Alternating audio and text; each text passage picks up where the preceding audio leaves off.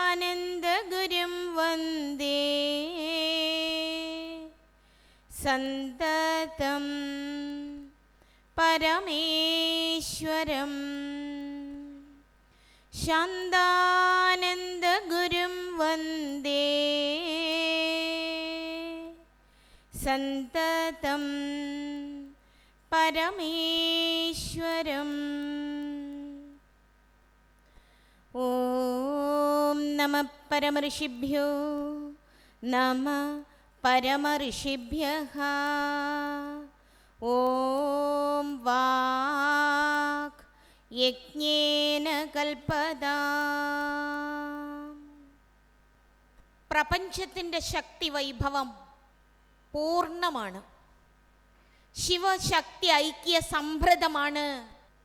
സമ്യക്കാകും വണ്ണം നല്ലവണ്ണം പ്രകർഷേണ പഞ്ചീകൃതമായിരിക്കുന്ന ഈ പ്രപഞ്ചം അത് ശിവശക്തി ഐക്യ സ്വരൂപമാണ്. ആ ശക്തി തന്നെയാണ് വനിത. നമ്മുടെ രാജ്യത്തിൻ്റെ സംരക്ഷണവും പുരോഗതിയും വൈഭവവും ഒക്കെ ചിന്തിക്കുമ്പോൾ ഈ രാജ്യത്തിൻ്റെ പുരോഗതിയുടെ അർത്ഥശക്തി സ്ത്രീകളിൽ നിക്ഷിപ്തമാണ്. സ്ത്രീകളാണ് സമസ്ത മേഖലകളിലും ലളിതാ പരമേശ്വരിയുടെ പ്രത്യക്ഷ പ്രതിരൂപങ്ങളായി പ്രശോഭിക്കേണ്ടത്. സ്ത്രീകൾ ആ അദൃശ്യവും ആദ്യന്തരഹിതവുമായിരിക്കുന്ന ആദിപരാശക്തിയുടെ പ്രതിരൂപങ്ങൾ തന്നെയാണ്. എന്നാൽ തിരിച്ചറിയുന്നില്ല എന്ന് മാത്രം. സത്യം തിരിച്ചറിയാതിരിക്കുന്നതിൻ്റെ പേര് അജ്ഞാനം അഥവാ അറിവില്ലായ്മ എന്നാണ്. സ്ത്രീ പുരുഷൻ എന്നീ ഭേദങ്ങൾ എങ്ങനെ നിലവിൽ വന്നു എന്ന് നാം ചിന്തിക്കണം. മനുഷ്യൻ എന്ന ജാതിയെ കേന്ദ്രീകരിച്ച് പറയുമ്പോൾ മാനവകുലത്തിൽ മനുഷ്യൻ വസ്ത്രത്താൽ വിഭിന്നനാകുന്നില്ല. വസ്ത്രം തന്നെയാണ്, അല്ലേ? മാനവകുലം ഏകമാണ്. അതുപോലെ ശരീരം എന്നത് ഒരു വസ്ത്രമാണ്. നാം അണിഞ്ഞിരിക്കുന്ന വസ്ത്രം അനേക ജന്മങ്ങളിലായി കടന്നു വന്നിരിക്കുന്ന ഒരു ജീവാത്മാവ് ഇപ്പോൾ സ്വീകരിച്ചിരിക്കുന്ന വസ്ത്രം ഏതൊന്നാണോ അതിനനുസരിച്ച് നമ്മൾ സ്ത്രീ എന്നും പുരുഷനെന്നും പറയുന്നു. ഇത് വ്യാസമഹർഷിയും വസിഷ്ഠനും ശങ്കരഭഗവത്പാദരും തുടങ്ങി ഇന്ന് വരെയുള്ള സകല സത്യദർശികളും തപശക്തിയുടെ ബലത്തിൽ സത്യദർശന അനുഭൂതിയുടെ പിൻബലത്താൽ വളരെ വ്യക്തമായി സ്പഷ്ടമായി നമ്മെ ഉദ്ബോധിപ്പിച്ചതാണ്. വാസാംസി ജീർണാനി യഥാ വിഹായ തഥാ ജീർണാനി ശരീരാണി വിഹായ അന്യാനി ശരീരാണി ഗൃഹ്ണാതി. കഴിഞ്ഞ ജന്മങ്ങളിൽ ഒരു പക്ഷേ പുരുഷ ശരീരം സ്വീകരിച്ചെന്നിരിക്കാം, അല്ലെങ്കിൽ മറ്റേതെങ്കിലും ശരീരം സ്വീകരിച്ചിരുന്നെന്നിരിക്കാം. ഇപ്പോൾ സ്വീകരിച്ചിരിക്കുന്ന കോസ്റ്റ്യൂം വസ്ത്രം സ്ത്രീയുടേതാണ് എന്ന് മാത്രം. അപ്പോൾ വസ്ത്രത്തിനനുസരിച്ച് സത്ത മാറുന്നില്ല എന്ന് മനസ്സിലാക്കണം. ഈ പ്രപഞ്ചം എന്ന് പറയുന്നത് ശക്തിയാണ്. അത് ഭൗതിക ശാസ്ത്രവും വളരെ വ്യക്തമായി തെളിയിച്ചിട്ടുണ്ട്. The entire world is energy. ഈ പ്രപഞ്ചം ഊർജമാണ്, ശക്തിയാണ്. അങ്ങനെയെങ്കിൽ നാം ഓരോരുത്തരും ശക്തിയാണ് എന്നുള്ള വസ്തുത തിരിച്ചറിയാതെ സ്ത്രീയാണ് പുരുഷനാണ് എന്ന് വിഭിന്നമായി അഭിമാനിച്ചു കൊണ്ടിരിക്കുകയാണ്. ഈ അഭിമാനം അജ്ഞാനമായി പരിണമിച്ചിട്ട് ശക്തിയെ വിസ്മരിക്കുന്നു, ആന്തരിക സത്തയെ വിസ്മരിക്കുന്നു. ആന്തരികമായിരിക്കുന്ന സത്തയിലേക്ക് ശ്രദ്ധ കേന്ദ്രീകരിച്ചാൽ നമ്മളുടെ ശരീരത്തിൽ കേന്ദ്രീകൃതമായിരിക്കുന്ന ആ ആത്മവൈഭവത്തെ തിരിച്ചറിഞ്ഞുകൊണ്ട് നമുക്ക് ജീവിക്കാൻ കഴിയും. അതുകൊണ്ട് ഈ ശരീരത്തിലൊരു ആത്മാവുണ്ട്, അതിനെ തേജോമയമാക്കണം എന്നുള്ളതാണ് നാരീ ശക്തി തിരിച്ചറിയേണ്ട ഒരു വസ്തുത.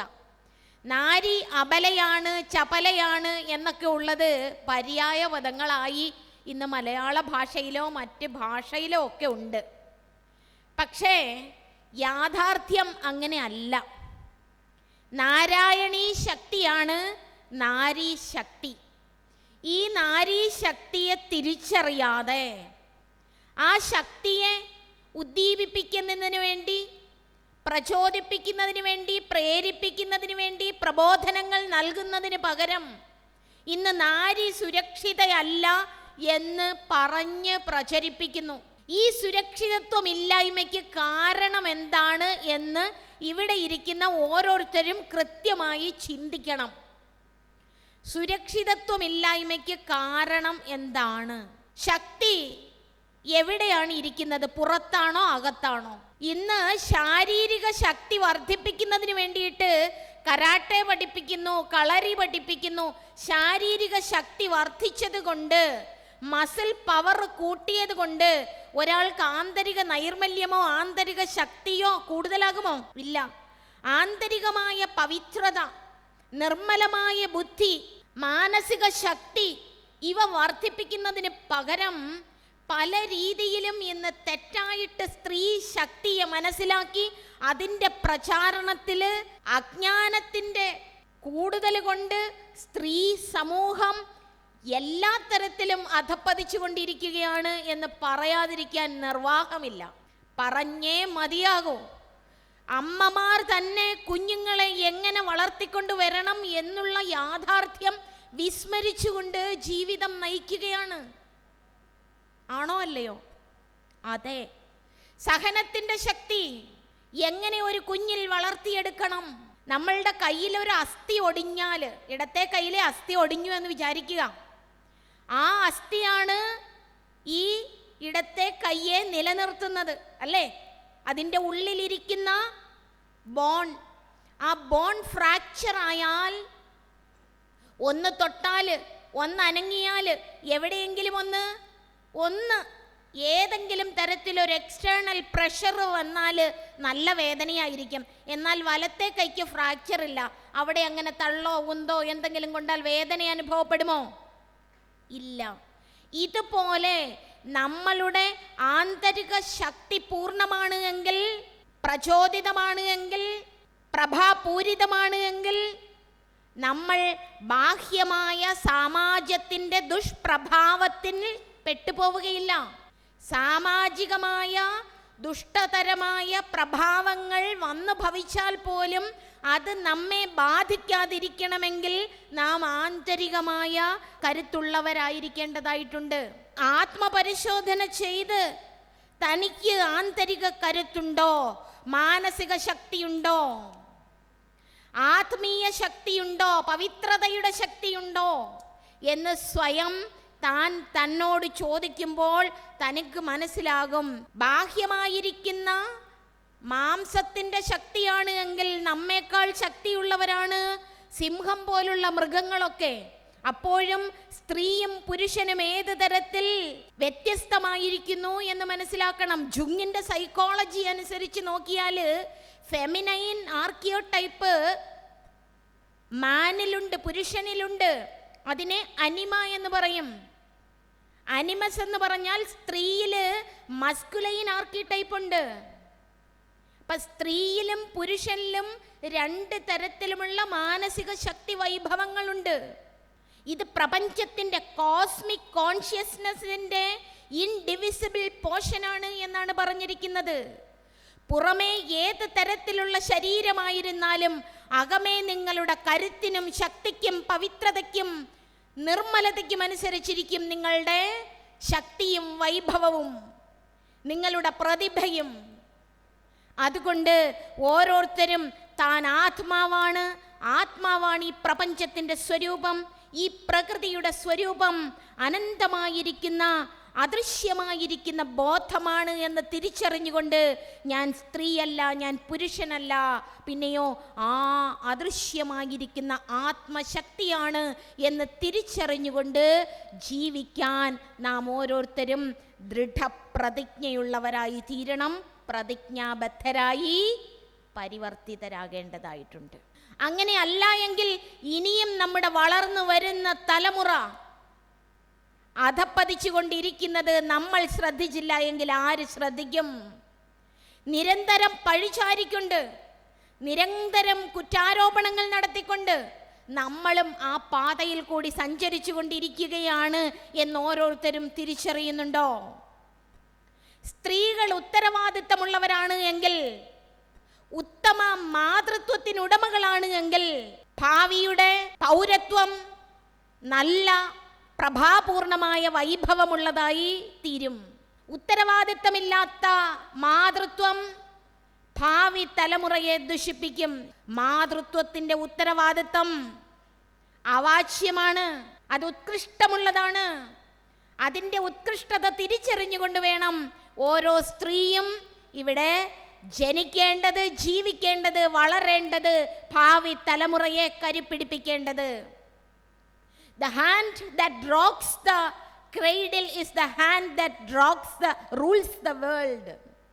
ഈ ലോകത്തെ ഭരിക്കുന്നത് തൊട്ടിലാട്ടുന്ന കരങ്ങളാണ് എന്നുള്ളതൊരു കവിഭാവനയല്ല, പിന്നെയോ അതൊരു യാഥാർത്ഥ്യമാണ്.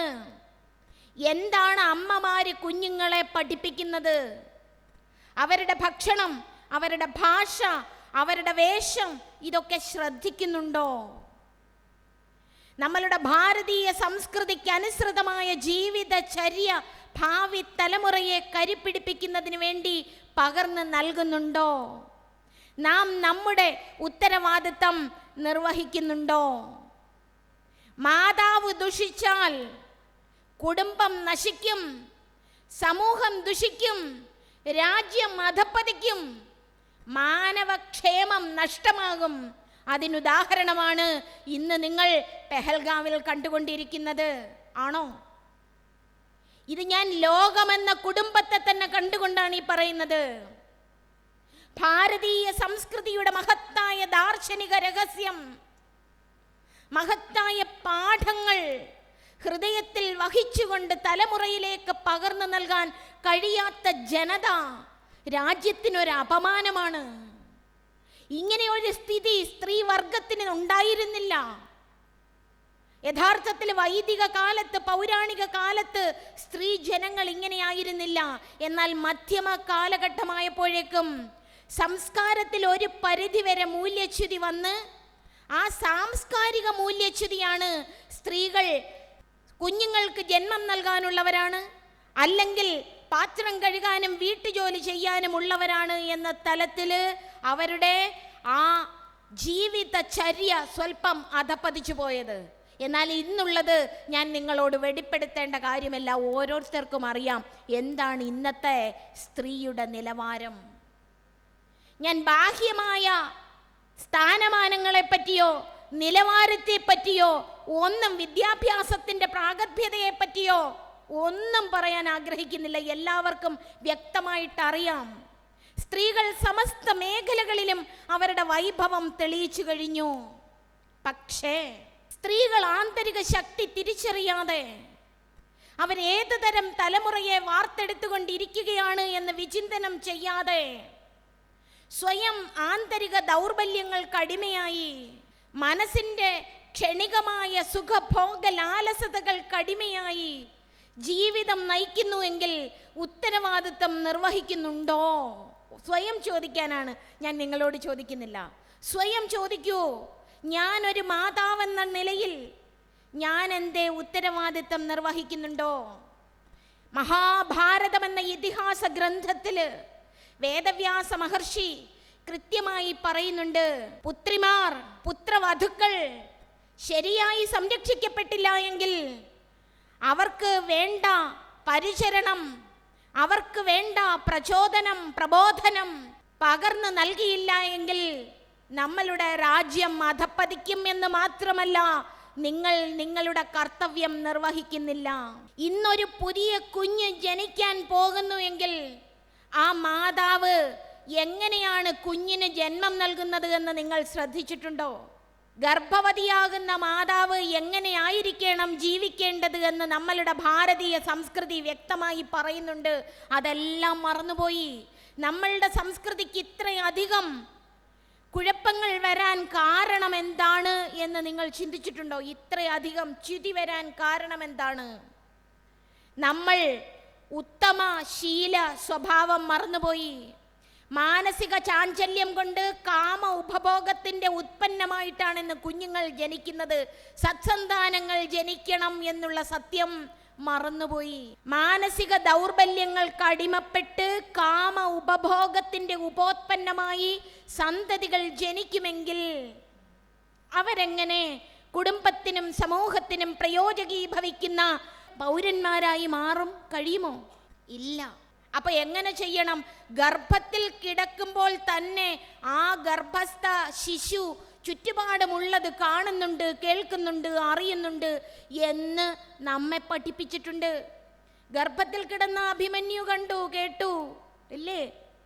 ഗർഭത്തിൽ കിടന്ന കയാധുവിന്റെ ഗർഭത്തിൽ കിടന്ന ഭക്തോത്തമനായ പ്രഹ്ലാദൻ സത്സംഗം ലഭിച്ചത് കൊണ്ട് അങ്ങനെയായി തീർന്നു. ഈ കഥകൾ മൈക്കിന്റെ മുമ്പിൽ നിന്ന് പറയുന്നതല്ലാതെ ഏതെങ്കിലുമൊക്കെ സമ്മേളന വേദിയിൽ പോയിരുന്ന് കേൾക്കുന്നതല്ലാതെ നിങ്ങൾ ഹൃദയം കൊണ്ട് ഇത് കേൾക്കുമെങ്കിൽ നിങ്ങൾ 10 പേരുടെ അടുത്ത് പറഞ്ഞു കൊടുക്കൂ. ഞാൻ ഹൈന്ദവ സമൂഹം എന്ന് പറയില്ല. നമ്മളുടെ വളർന്നു വരുന്ന തലമുറ ഏതുമാകട്ടെ, ആരുമാകട്ടെ, മാനവ കുലം ഇങ്ങനെ അധപ്പതിക്കാൻ പാടില്ല. അവരോട് പറഞ്ഞു കൊടുക്കൂ, ഈ കുഞ്ഞുങ്ങൾ കാണുന്നുണ്ട് ഗർഭത്തിൽ കിടന്ന്. ഇന്ന് ഗർഭവതിയാകുന്ന മാതാവ് എന്തൊക്കെയാണ് കേൾക്കുന്നത്, എന്തൊക്കെയാണ് കാണുന്നത്? അവർ സദാസമയവും ഇങ്ങനെ മൊബൈലിൽ വിരല് മുകളിലോട്ടും താഴോട്ടും ഇങ്ങനെ സ്ക്രോൾ ചെയ്തുകൊണ്ടിരിക്കുകയാ, ട്രോള് കാണാൻ. ഈ scrolling finger will lead to them to a horrific future. ആ ഫ്യൂച്ചർ നിങ്ങൾക്ക് ഒരിക്കലും പറഞ്ഞറിയിക്കാൻ പറ്റാത്ത തരത്തിലുള്ളതാണ്.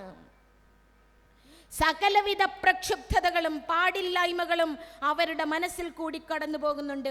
ഈ സകല വൈകാരിക ഭേദങ്ങളും ആ കുഞ്ഞിനെ സ്വാധീനിക്കുന്നുണ്ട് എന്ന് നിങ്ങൾ എന്തുകൊണ്ട് തിരിച്ചറിയുന്നില്ല? നിങ്ങൾ എന്തുകൊണ്ട് തൊട്ടടുത്തുള്ള അമ്മമാർക്ക് പറഞ്ഞു കൊടുക്കുന്നില്ല? എന്തുകൊണ്ട് അവരെ ഉദ്ബോധിപ്പിക്കുന്നില്ല? ഇങ്ങനെയുള്ള ഹിന്ദു മേളന വേദികളിൽ ഇവരെ കൊണ്ടുവരുന്നില്ല. നമ്മളുടെ ജീവിതം സേവ ചെയ്യുന്നതിനുള്ളതാണ്. ഇത് മാത്രമല്ല, അതിനെക്കുറിച്ച് പറയാനാണെങ്കിൽ, ആ സംസ്കാരത്തെക്കുറിച്ച് പറയാനാണെങ്കിൽ അതിനൊരു പ്രത്യേക സമയം വേണം. അതിലേക്ക് ഞാൻ ദീർഘിപ്പിക്കുന്നില്ല. വളരെയധികം അതിനെക്കുറിച്ച് ചൊല്ലാനുണ്ട്. ഒരു കുടുംബിനിയായിരിക്കുന്ന സ്ത്രീ, ഒരു വനിത എങ്ങനെയാണ് തൻ്റെ കുടുംബത്തെ നയിച്ചു കൊണ്ടുപോകുന്നത്? സ്വർഗസമാനമായിട്ടാണോ? ആണോ? അതോ നരകസമാനമായിട്ടാണോ? എന്താണ് അവിടെ ചിന്തിച്ചു കൊണ്ടിരിക്കുന്നത്? കുറ്റപ്പെടുത്തലുകളും പോരായ്മകളെ ചൊല്ലിയുള്ള പരസ്പര തർക്കങ്ങളും കലഹങ്ങളും കൂടിക്കൊണ്ടിരിക്കുമ്പോൾ ഒരു കുടുംബത്തിൽ സമാധാനമുണ്ടാകുമോ?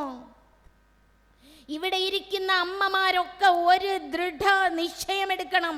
ഇന്ന് മുതൽ ഞാൻ ക്ഷമയുടെ മൂർത്ത സ്വരൂപമായിരിക്കും. ഞാൻ ക്ഷമിക്കും. ക്ഷമ ബലമാണ്. ക്ഷമയുടെ ശക്തി സ്നേഹത്തിൻ്റെ പൂർണ്ണതയാണ്. ആരെയും ഞാൻ കുറ്റപ്പെടുത്തുന്നില്ല, നിങ്ങളും ആരെയും കുറ്റപ്പെടുത്തണ്ട. കുറ്റപ്പെടുത്തലുകളില്ലാതെ, പരാതിയോ പരിഭവമോ ഇല്ലാതെ എല്ലാവരെയും നമ്മളുടെ സ്നേഹത്തിൻ്റെ ആ പ്രാഭവത്തിൽ, ആ വലയത്തിൽ കൊണ്ടുവരുന്നതിന് നമുക്ക് പ്രയത്നിക്കേണ്ടതായിട്ടുണ്ട്. ഇന്ന് മുതൽ കുറ്റപ്പെടുത്തലുകൾ അവസാനിപ്പിക്കാം. Forgive and forget. Rather you can bless them. Bless everyone. നമ്മളുടെ ആ അന്തരംഗത്തിൽ നിന്നും ഹൃദയം കൊണ്ട് എല്ലാവരെയും, എത്ര കുടില ചിന്തയുള്ളവനുമാകട്ടെ, എത്ര കുബുദ്ധിയോ ദുഷ്ടനോ ദുഷ്ടയോ ആകട്ടെ, അത് മരുമകളോ ഭർത്താവോ ഭാര്യയോ ആരുമാകട്ടെ, നമ്മളുടെ ഉള്ളിൽ നിന്ന് സ്നേഹത്തിൻ്റെ തരംഗങ്ങൾ പ്രസരിപ്പിക്കാൻ നാം ശ്രദ്ധിക്കാം. അതുകൊണ്ടാണ് നമ്മളുടെ ജീവിതം തന്നെ ആദി പരാശക്തിയെ ആരാധിച്ചുകൊണ്ടാകണം ആരംഭിക്കേണ്ടത് എന്ന് പറയുന്നത്. സ്ത്രീയാ സമസ്ത സകല ജഗത്സു വിദ്യാ സമസ്ത തവ ദേവി ഭേദ. ഈ ജഗത്തിലെ സകല സ്ത്രീ രൂപങ്ങളും അമ്മയുടെ പ്രതിരൂപങ്ങളാണ്. ഈ ലോകത്തിലുള്ള സകല വിദ്യയും അമ്മയുടെ തന്നെ പ്രതിരൂപമാണ്. നാം ലളിത പരമേശ്വരിയുടെ പ്രത്യക്ഷ പ്രതിരൂപമാണ്.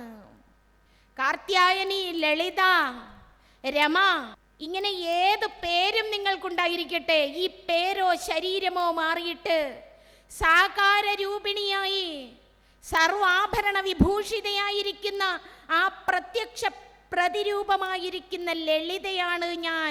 അഹമിത്യേവ വിഭാവയേ ഭവാനി. ഈ ഭവസാഗരത്തെ തരണം ചെയ്യുന്നതിന് അനുഗ്രഹ കടാക്ഷം ചൊരിയുന്ന ആദിപരാശക്തി എൻ്റെ ഹൃദയത്തിൽ വിരാജിക്കുന്നുണ്ട് എന്ന് തിരിച്ചറിയണം. നമ്മുടെ ഉള്ളിൽ ശക്തിയുണ്ട്, പക്ഷേ ദൗർബല്യം അതിനെ തിരിച്ചറിയാൻ സഹായിക്കുന്നില്ല. നമ്മളുടെ ഉള്ളിലെ ദൗർബല്യം എന്താണ്? രാഗദ്വേഷാദികൾ. ഒരു സ്ത്രീക്ക് അടുത്തിരിക്കുന്ന സ്ത്രീയെ കണ്ടുകൂടാ.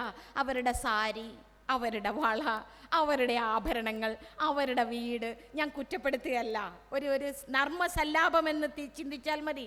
ഇതിനെ ഒരു നർമ്മമായ ഹൃദയ സംവാദം എന്ന് കരുതിയാൽ മതി. ഒന്ന് ആലോചിച്ചു നോക്കൂ, നമ്മുടെ ബുദ്ധി എവിടെയാ പോകുന്നത്? നമ്മളുടെ ബുദ്ധി ഇതൊക്കെ നിസ്സാരം, ക്ഷണികം, ഇതിലൊന്നും വലിയ കാര്യമില്ല. സഭ്യമായ വേഷധാരണം നടത്തൂ, വേണ്ടെന്നല്ല പറയുന്നത്. വേഷധാരണത്തെ കുറ്റപ്പെടുത്തുകയല്ല ചെയ്യുന്നത്. നമ്മളുടെ ശ്രദ്ധ എവിടെയാണ് പോകുന്നത്? നമ്മളുടെ ശ്രദ്ധ നിർമ്മലമായ ഹൃദയം തനിക്കുണ്ടോ എന്നുള്ള ആ ആന്തരിക സത്തയിലേക്കായിരിക്കണം. അസൂയ എന്ന ഭാവത്തിന് നമ്മളുടെ അടുത്തേക്ക് കടന്നു വരാൻ അനുവദിക്കരുത്. മത്സര ബുദ്ധി പാടില്ല. ഇത് ആർക്കും പ്രയോജനം ചെയ്യില്ല. എനിക്കും പ്രയോജനം ചെയ്യില്ല, അന്യനും പ്രയോജനം ചെയ്യില്ല. ആദി പരാശക്തിയായിരിക്കുന്ന അഖിലാണ്ട കോടി ബ്രഹ്മാണ്ട വിധായിനി ദേവി, എന്നെ ആ നിർമ്മല ശക്തിയുടെ ശരിയാവണ്ണമുള്ള ഒരു ഉപകരണമാക്കി മാറ്റണമേ. അങ്ങനെ പ്രാർത്ഥിക്കാൻ കഴിയണം. അന്യൻ്റെ നന്മയ്ക്കുതകും വിധം നമ്മളുടെ ഓരോ ചിന്തയും ഉണ്ടാകണം. നമുക്ക് ചിന്തിക്കാൻ കഴിയണം, നാം എന്താണ് ചിന്തിച്ചു കൊണ്ടിരിക്കുന്നത്. ഒരു ദിവസം ഏതാണ്ട് 50,000 മുതൽ 60,000 ചിന്തകൾ വരുന്നുണ്ട് എങ്കിൽ അതിൽ 90% of the thoughts R of the previous days. കഴിഞ്ഞ ദിവസത്തെ ചിന്തകളാ 90%. അതിൽ 80 to 85% ഓഫ് ദ തോട്ട്സ്, ഞാൻ പറയും മോർ ദാൻ 95, നെഗറ്റീവ് തോട്ട്സ് ആണ്. ശാസ്ത്രത്തിൻ്റെ കണ്ടുപിടുത്തമാണ്. നമുക്കൊരു പ്രയോജനവും ചെയ്യാത്ത ചിന്തകൾ നാം ആവർത്തിച്ചു കൊണ്ടിരിക്കുകയാണ്. എന്തിനു വേണ്ടി? ആർക്ക് വേണ്ടി? അതുകൊണ്ട് we have to be very careful. What are we thinking? നമ്മൾ എന്താണ് ചിന്തിക്കുന്നത്? For what purpose? എന്തിനു വേണ്ടി? അതുകൊണ്ട് it's not that think before you speak, think before you think. ചിന്തിക്കുന്നതിന് മുമ്പ് ചിന്തിക്കണം. എന്ത് ചിന്തിക്കണം, എങ്ങനെ ചിന്തിക്കണം എന്ന് ചിന്തിച്ചിട്ട് വേണം നാം ജീവിതം മുന്നോട്ട് കൊണ്ടുപോകേണ്ടത്. ഇനിയുള്ള ജീവിതം എങ്ങനെയായിരിക്കണം? സേവാനിരതമായിരിക്കണം. കുടുംബത്തിലൊരു ദീപസ്തംഭം പോലെ നാം മുന്നേറണം. ദീപസ്തംഭം ഒന്നും സംസാരിക്കാതെ എല്ലാവർക്കും വഴികാട്ടിയായി നിൽക്കും. അതിനുവേണ്ടി ആ ദേവിയുടെ രൂപത്തെ സമാശ്രയിക്കണം. അല്ലേ? ബ്രഹ്മവും ബ്രഹ്മശക്തിയും അഭിന്നമാണ് എന്ന് പറഞ്ഞുവെങ്കിൽ ആ ബ്രഹ്മശക്തി സ്വരൂപിണിയുടെ 3 ഭാവങ്ങളെ ആശ്രയിച്ചുകൊണ്ടാണ് ഈ പ്രപഞ്ചം നിലനിൽക്കുന്നത്. സരസ്വതി, അല്ലേ? സരസ്വതി, ദുർഗ, പിന്നെയോ ലക്ഷ്മി. ആദ്യം നാം സമാശ്രയിക്കുന്നത് സരസ്വതി ദേവിയാണ്. അതിൻ്റെ അർത്ഥം എന്താണ്? ഈ പ്രപഞ്ചത്തിൻ്റെ ministry of education is being handled by goddess Saraswati. ഇവിടുത്തെ വിദ്യാഭ്യാസം, വിദ്യ കൈകാര്യം ചെയ്യുന്നത് സരസ്വതി ദേവിയാണ്. സരസ്വതി ദേവി അഭയം പ്രാപിക്കുക, അറിവാർജിക്കുക. അറിവാർജിച്ചൊരു സരസ്വതി ദേവിയായി പ്രശോഭിക്കണം. അജ്ഞാനത്തിൻ്റെ, അവിദ്യയുടെ അന്ധകാരം നമ്മളുടെ ഉള്ളിൽ കടന്നുകൂടുന്നില്ല എന്ന് നാം ഉറപ്പാക്കണം. അങ്ങനെ വിവേകത്തോടു കൂടി ജീവിക്കാതെ നാം ഒരിക്കലും ധനത്തിനു വേണ്ടി ആഗ്രഹിക്കരുത്. വിവേകമില്ലാതെ ധനം വന്നാൽ പ്രശ്നമാകും. അതുകൊണ്ട് ആദ്യം വിവേകം പ്രദാനം ചെയ്യുന്ന ആ സരസ്വതി ദേവിയെ സമാശ്രയിച്ചുകൊണ്ട് ഭാരതീയ പൗരാണിക ദാർശനിക തത്വരസത്തെ നാം ഓരോരുത്തരും ആർജിക്കണം. അത് സന്യാസിമാർക്കുള്ളതാണ്, അത് വേദാന്തങ്ങൾ പഠിക്കുന്നവർക്കുള്ളതാണ്. പാവപ്പെട്ട ഒരു വീട്ടിൽ കഴിയുന്ന എന്നെ പോലെയുള്ള ഒരു വീട്ടമ്മയ്ക്കുള്ളതല്ല. സഹജാതരായ സ്നേഹസ്വരൂപികളായ സഹോദരീ സഹോദരങ്ങളെ, അമ്മമാരെ, ഹൃദയംഗമമായ പ്രാർത്ഥനയോടുകൂടി സ്നേഹത്തോടുകൂടി നിങ്ങളോട് അഭ്യർത്ഥിക്കുകയാണ്, ഇനിയും അരനിമിഷം പോലും കളയാതെ, കരളിൽ വിവേകം കൂടാതെ ജീവിക്കരുത്. എന്തു വേണം? ദാർശനിക തത്വം പഠിക്കണം. പറയുന്നതും പഠിക്കുന്നതും എന്താണെന്ന് ചിന്തിക്കണം. ശ്രീമദ് ഭഗവത്ഗീത പോലുള്ള ഗ്രന്ഥങ്ങൾ, നാരായണീയവും മറ്റും പാടുന്നത് നല്ലത്, ജപിക്കുന്നത് നല്ലത്, ശ്രേഷ്ഠം. ഇവിടെ ഇരിക്കുന്ന ഈ നാരായണീയ സമിതി ലളിതാ സഹസ്രനാമവും വിഷ്ണു സഹസ്രനാമവും ജപിക്കുന്നു, വളരെ സന്തോഷം. പക്ഷേ അതിൻ്റെ അർത്ഥം അറിഞ്ഞ് ജപിക്കാൻ കഴിഞ്ഞാൽ ശ്രേഷ്ഠം. തജ്ജപ തദർത്ഥഭാവനം, അർത്ഥഭാവനയോടുകൂടി ജപിക്കണമെന്നാണ് പതഞ്ജലി മഹർഷി പറഞ്ഞിരിക്കുന്നത്.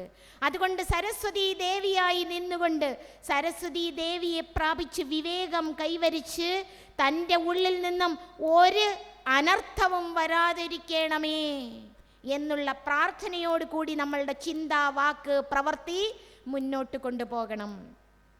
നമ്മളുടെ ജീവിതത്തിൽ വരുന്ന സകല പ്രതിസന്ധികളെയും എവിടെ നിന്നില്ലാതെ പറത്തിക്കളയുന്നതിന് വേണ്ടി നിങ്ങൾ ലളിതാ സഹസ്രനാമത്തിൽ പ്രാർത്ഥിക്കുന്നുണ്ട്. ദൗർഭാഗ്യതൂലവാതൂല, അല്ലേ? ദൗർഭാഗ്യങ്ങളെല്ലാം കൊടുങ്കാറ്റിൽപ്പെട്ട പഞ്ഞിത്തുണ്ട് പോലെ പറത്തിക്കളയുന്നു അമ്മ. അമ്മേ എന്നൊന്ന് വിളിച്ചാൽ മതി, ആ അമ്മ നിങ്ങളുടെ ഹൃദയത്തിലെത്തും. അങ്ങനെയുള്ള ഭക്തി നിങ്ങൾ കണ്ടിട്ടില്ലേ? കൃഷ്ണ എന്ന് വിളിച്ചു. പ്രതിസന്ധി വന്നപ്പോൾ എവിടെ വിളിച്ചു? യമുനാ തീര നിവാസി, അല്ലേ? എന്തെല്ലാം വിളിച്ചു, ഗോവർദ്ധനഗിരിധാരി. പക്ഷേ കണ്ണൻ വന്നില്ല. ഹൃദയ അന്തർയാമി ഭഗവാനേ എന്ന് വിളിച്ചപ്പോൾ ഭഗവാൻ എത്തി. പിന്നീട് ഒരിക്കൽ ദ്രൗപദി ചോദിച്ചു, ഞാൻ എത്ര വിളിച്ചിട്ട് നീ എത്ര സമയം കഴിഞ്ഞാ വന്നത്? നീ യമുനാതീര നിവാസി എന്ന് പറഞ്ഞാൽ അവിടെ നിന്ന് ഇവിടം വരെ എത്തണ്ടേ? ഹൃദയ അന്തർനിവാസി എന്ന് വിളിച്ചാല് അപ്പോൾ തന്നെ എത്തുമല്ലോ. സർവത്ര പൂർണ്ണമായിരിക്കുന്ന ചേതനയെ തിരിച്ചറിഞ്ഞുകൊണ്ട് നിർമ്മലമായ ഭക്തിയോടുകൂടി വിളിച്ചാൽ സകല പ്രതിസന്ധിയും ആ അദൃശ്യ ശക്തി മാറ്റിത്തരും. അമ്മമാരോട് ഒരു കാര്യം കൂടി ഇതോടൊപ്പം ഓർമ്മിപ്പിക്കുന്നതിന് ആഗ്രഹിക്കുകയാണ്. നമ്മൾ ചെയ്തു പോയ കർമ്മത്തിൻ്റെ ഫലമാണ് നാം അനുഭവിച്ചു കൊണ്ടിരിക്കുന്നത്. എന്ത് ചിന്തിച്ചാലും, എന്ത് പറഞ്ഞാലും, എന്ത് പ്രവർത്തിച്ചാലും, തുടക്കത്തിൽ പറഞ്ഞില്ലേ, അനേകം വസ്ത്രങ്ങൾ നാം ശരീരമായിട്ട് സ്വീകരിച്ചിട്ടുണ്ട്. അനേകം വസ്ത്രങ്ങൾ ശരീരമായിട്ട് സ്വീകരിച്ചിട്ടുണ്ട്. ആ ഒരു വസ്ത്രം ജീർണിക്കുമ്പോൾ എടുത്തു മാറ്റുന്നത് പോലെ ഈ ശരീരമാകുന്ന വസ്ത്രം ജീർണിച്ചെടുത്തു മാറ്റുമ്പോൾ അടുത്തത് ഏത് ശരീരം കിട്ടുമെന്നറിയില്ല. ഇതൊക്കെ ഭയപ്പെടുത്താൻ പറയുന്നതല്ല, പരമമായ യാഥാർത്ഥ്യമാണ്, പരമമായ സത്യമാണ്.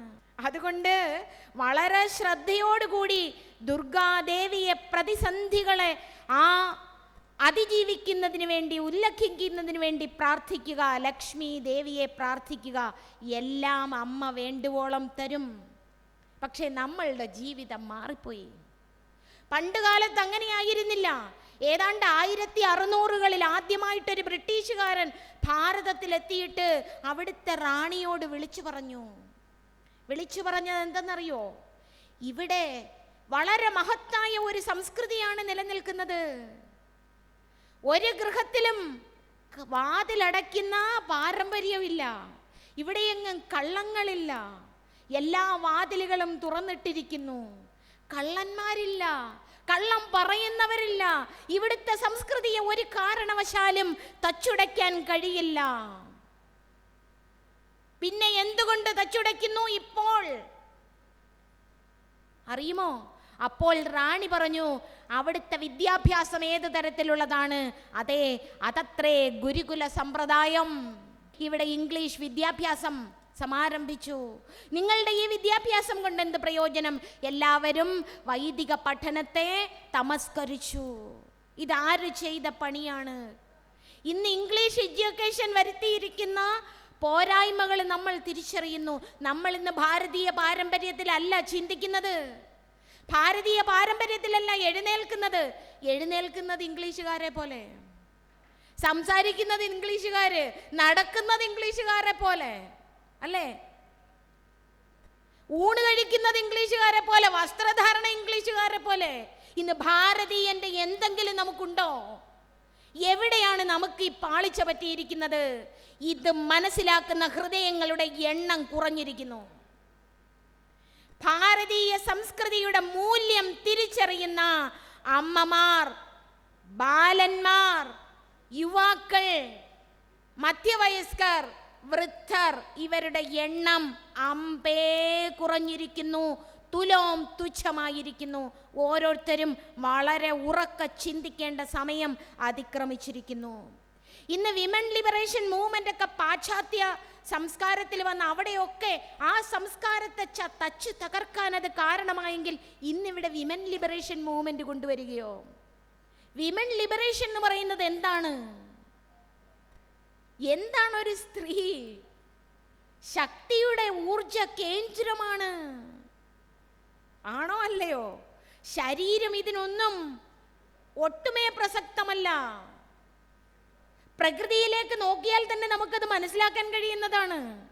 പ്രകൃതിയിലേക്ക് നോക്കിയാൽ ആന എന്ന വർഗം, ആ വർഗം അതിൻ്റെ പിടിയാനയാണ്.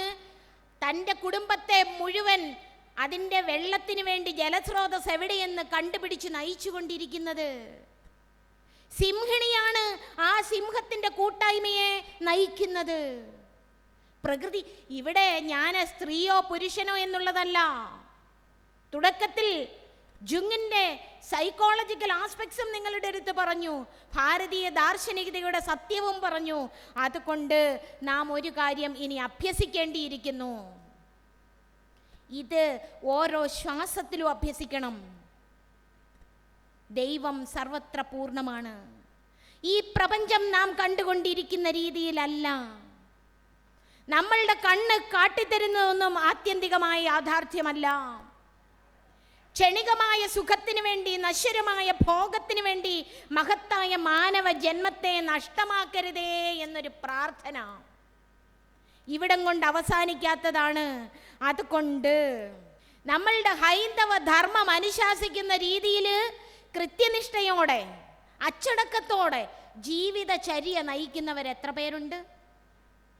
ഹൈന്ദവ ദാർശനികത അനുശാസിക്കുന്ന രീതിയിൽ എത്ര പേര് രാവിലെ എഴുന്നേറ്റ് ദീപം തെളിച്ച് അഗ്നിയെ പ്രാർത്ഥിച്ച് പ്രപഞ്ചത്തിൻ്റെ പഞ്ചീകൃതമായിരിക്കുന്ന ഈ പ്രപഞ്ചത്തിൻ്റെ വൈശിഷ്ട്യത്തിനനുസൃതമായ രീതിയിൽ പഞ്ചമഹായജ്ഞങ്ങൾ അനുഷ്ഠിച്ചുകൊണ്ട് ജീവിക്കുന്നുണ്ട്.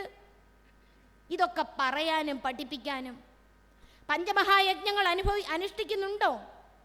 ഇല്ല എങ്കിൽ നമുക്ക് വളരെ തെറ്റുപറ്റിയിരിക്കുന്നു. നമ്മളുടെ ഭാവി തലമുറയെ വളർത്തെടുക്കുന്നതിന് വേണ്ടി നമുക്കൊരു കാര്യം ചെയ്യാം, സ്വയം പവിത്രരായി തീരാം. നമ്മളുടെ ഹൃദയത്തെ നിർമ്മലമാക്കാം. ഇന്നു മുതൽ പരനിന്ദ, പരദൂഷണം അസ്തമിപ്പിച്ചേക്കാം. തയ്യാറാണോ അമ്മമാരെ? ആണോ? ഒരാളെക്കുറിച്ചും ഒരു കാരണവശാലും നിന്ദ പറയില്ല, ദൂഷണം പറയില്ല, കുറ്റം പറയില്ല. ശ്രീ ശാരദാദേവി സ്പിരിച്വാലിറ്റിയുടെ, ആത്മീയതയുടെ പ്രഥമ പടവായി പറഞ്ഞിരുന്നത് ആരിലും കുറ്റം കാണാതിരിക്കുക എന്നുള്ളതാണ്. നമുക്കിന്നു മുതൽ ആരിലും കുറ്റം കാണാതിരിക്കാം. പരനിന്ദയും പരദൂഷണവും അവസാനിപ്പിക്കാം. ചിന്തയുടെ പ്രസക്തിയെപ്പറ്റി അവബോധമുള്ളവരായി തീരാം. എന്ത് ചിന്തിക്കണം? വീട്ടിൽ ചെന്ന് എഴുതി വെക്കണം, അല്ലെങ്കിൽ ഇവിടെ ഇരുന്ന് എഴുതി വെക്കണം. അഭ്യസിക്കാതെ ഒരു കാര്യവും നടക്കില്ല. ഈ മനസ്സിനെ പിടിച്ചു കെട്ടുന്നത് പ്രയാസമാണ് ഭഗവാനെ എന്ന് ഭഗവാൻ പറഞ്ഞപ്പോൾ, അർജുനൻ പറഞ്ഞപ്പോൾ ഭഗവാൻ പറഞ്ഞു, ശരിയാണ്, പക്ഷേ അഭ്യാസേന തു കൗന്ദേയ വൈരാഗ്യേണ ച ഗൃഹ്യതേ. അഭ്യസിക്കണം, അഭ്യസിക്കാൻ തയ്യാറായി തീരണം. അങ്ങനെ അഭ്യസിച്ചുകൊണ്ട് ചിന്തയുടെ പ്രസക്തി മനസ്സിലാക്കി എന്ത് ചിന്തിക്കണം എന്നുള്ള രീതിയിൽ ജീവിക്കണം. ത്യാഗത്തിൻ്റെയും സേവനത്തിൻ്റെയും മഹത്വം നിങ്ങൾ പറഞ്ഞു കൊടുക്കണം. നമ്മളുടെ സാമാജികമായ ഉത്തരവാദിത്തം നാം തിരിച്ചറിയണം. സ്വന്തം ജീവിതത്തെ ശ്രേഷ്ഠതരമാക്കി തീർക്കുക. ഈ മാനവ ജന്മത്തിൻ്റെ ലക്ഷ്യത്തെ തിരിച്ചറിയുക, ഉത്തരവാദിത്തമുള്ള അമ്മമാരായി തീരുക. ആ ഉത്തരവാദിത്തത്തിൻ്റെ മഹത്വം തിരിച്ചറിഞ്ഞുകൊണ്ട് ഉത്കൃഷ്ടമായ ജീവിതം നയിക്കുക. നിങ്ങളോട് സംവദിക്കുവാൻ എനിക്ക് ശക്തി പകർന്നു തന്നത് അദൃശ്യസ്വരൂപനായിരിക്കുന്ന, അരൂപരൂപസ്വരൂപനായിരിക്കുന്ന, ബ്രഹ്മസ്വരൂപമായിരിക്കുന്ന എൻ്റെ ഗുരുനാഥൻ സ്വാമിജിയുടെ പാതാരവിന്ദങ്ങളിൽ പൂജ മലരുകളായി അർപ്പിച്ചുകൊള്ളുന്നു.